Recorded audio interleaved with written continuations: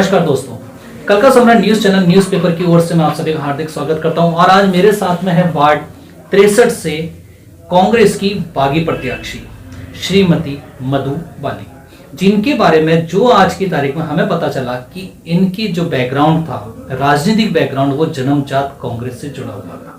इन्होंने कांग्रेस से टिकट मांगा और इनको अनदेखी करी कांग्रेस ने। पर क्यों अनदेखी करी, किस लिए अनदेखी करी, मैं उसका जवाब नहीं दूंगा, उसका जवाब तो देंगे यही प्रत्याशी। तो मैं आपको ज्यादा समय ना लेते हुए तुरंत उनसे मिलवाता हूं।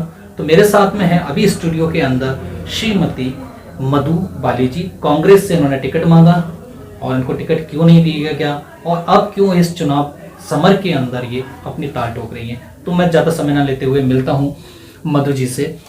तो मधु जी, आप कांग्रेस से आपने टिकट मांगा, तो कैसा क्या कारण रहा कि आपको अनदेखा कर दिया गया? मतलब मैंने पूरी कोशिश की थी कि मुझे कांग्रेस से ही टिकट मिलना चाहिए वार्ड के अंदर, क्योंकि मैं इस समाज के अंदर मुस्लिम राजपूत सबके बीच में, इसी समाज में, इसी एरिया और इसी वार्ड के अंदर मुझे 35 साल तो हो गए यहाँ रहते हैं।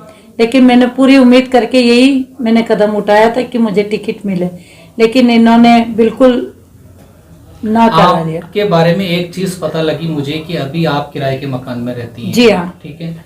किराए के मकान में रह करके भी आपने कांग्रेस के लिए पूरी तरह से किसी समय के अंदर जो चुनाव होते थे उसके अंदर वोटर्स को घर से बाहर निकाल के वोट डलवाना, ऐसा कुछ चीजें मेरे को जो सुनाई पड़ी थी। कुछ आपके समर्थक ऐसा बोल रहे थे कि कांग्रेस से ऐसा है, तो ये बात सत्य है? जी बिल्कुल। कि आपने और क्या क्या किस किस ऐसे जो एमएलए एमपी थे जिनके चुनावों के अंदर आपने बढ़ चढ़ के जो हिस्सा लिया? सर, मैंने अपने ये पार्टी वालों को भी, मतलब गली में कोई समस्या होती है तो तुरंत मैं उनको फोन करके बुलवाती थी। जैसे कोई नाली है, किसी भी प्रकार की कोई समस्या होती है तो मैं फोन करके सबको। पिछले पार्षद कौन थे आपके वार्ड में? राजेंद्र राठौड़। किस पार्टी से थे? बीजेपी से। आप मेरे को एक चीज बताएं कि जब वो बीजेपी से थे, आपने इतना अच्छे काम करे, कांग्रेस के लिए भी करा और उसके बाद में आप लोगों ने बुलाया, तो ऐसे कौन से काम हैं आपके वार्ड के अंदर जो आज की तारीख में ऐसे की ऐसे रुके पड़े? सब गलियों में है परेशानियां। जैसे एक तो टाइम पे नल नहीं आ रहा है। नल जो आ रहा है अभी इस टाइम, तो सर्दी है तो उस हिसाब से 2 महीने से तो मतलब सही राइट टाइम में आ रहा है। और गर्मियों में जो समस्या है ना सर, तो उसका कोई टाइम नहीं है नल आने का। जैसे सर्विस वाले वो मतलब वेट करके चले जाएं कि भाई नल कब आएगा, तो उसका कोई टाइम नहीं है एक तो हमारी गली में। आपकी जीत के लिए वार्ड के वासियों को क्या मुद्दा रहेगा जिसके लिए कि आप चुनाव मैदान में है कि ये समस्याएं तो पूरी हुई नहीं? ऐसी क्या समस्याएं हैं वार्ड की, मुख्य समस्याएं? जैसे आपने पानी के लिए बोला जी, और अन्य कोई समस्याएं नहीं है जैसे कि बिजली, पानी और जिसको कहते हैं नाली, नाली, गलियां हैं, सड़कें हैं, बहुत सी थी समस्याएं है तो वो सारी हो चुकी हैं। ऐसा तो हो नहीं सकता या हो गया है? नहीं, वो तो होता है लेकिन फिर वापस तो खराब होना ही है ना। अच्छा, तो ये समस्या है।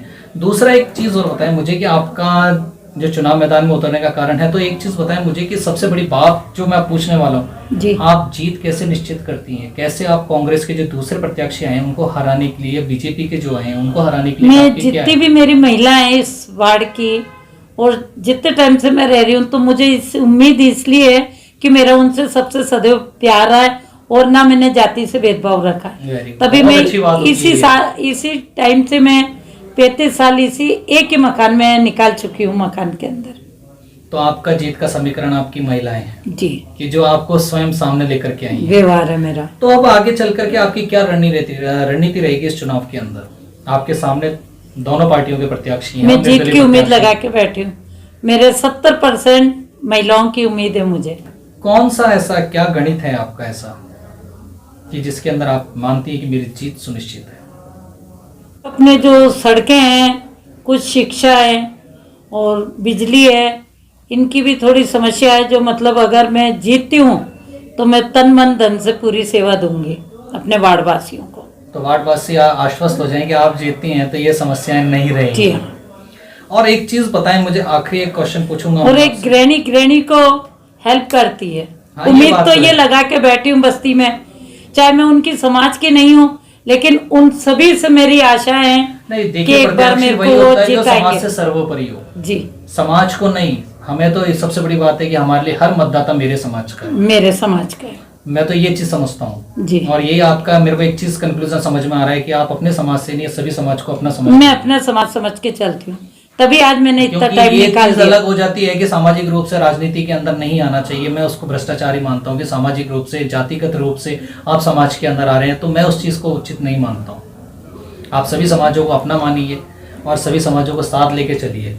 अब मेरे को एक चीज और बताएं मैडम, लास्ट के अंदर आखिरी बार मैं आपसे एक अंतिम क्वेश्चन ये पूछूंगा कि अगर कांग्रेस के अंदर आप 35 साल रही हैं, 35 साल का योगदान दिए, अगर कांग्रेस के आला कमान या उच्च अधिकारी कोई आपसे बोलते हैं कि अपना नामांकन वापस ले लीजिए कांग्रेस के पक्ष में, तो आपका क्या क्या कदम रहेगा उस जगह पर? मैं अभी तक तो उम्मीद लगा के बैठी हूँ ना पे।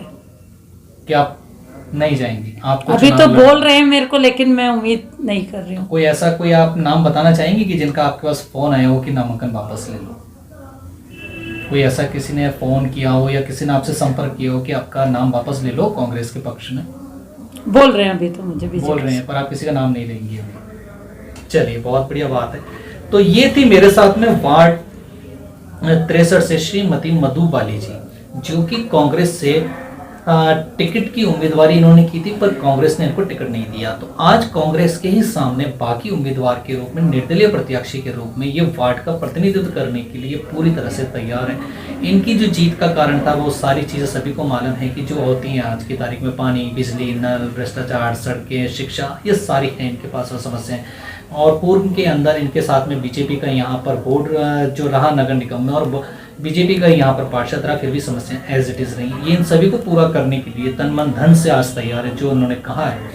तो मैं धन्यवाद करता हूँ आपका, आपको विजय की शुभकामनाएं देता हूँ कल का सम्राट न्यूज़ चैनल की ओर से, कि आपने अपना समय निकाला, और आपकी विजय के लिए मैं पुनः शुभकामनाएं देता हूँ कि आप जीतें और मेरे साथ फिर से बैठें।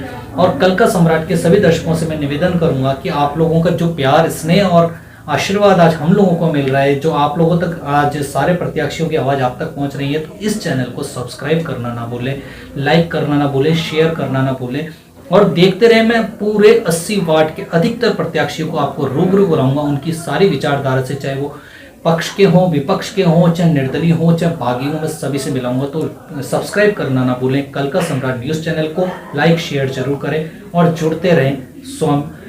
सबसे बड़ी बात है कल का सम्राट के साथ। तो मिलूंगा नेक्स्ट दूसरे पार्ट।